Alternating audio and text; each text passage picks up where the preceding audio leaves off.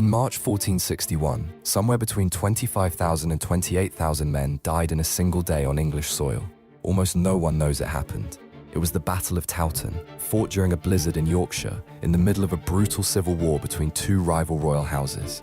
The snow was so heavy that soldiers could barely see. Arrows flew blind. Men drowned in the river trying to flee. But here is the part that changes everything. In 2011, archaeologists excavating a mass grave found something that modern forensic scientists could read like a crime scene.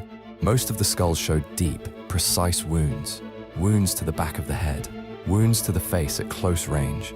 Wounds that told a clear story. These men were not killed in battle. They were executed after it was over, cut down while fleeing, finished off while they lay on the ground. One side had made a decision. No prisoners. The snow covered everything.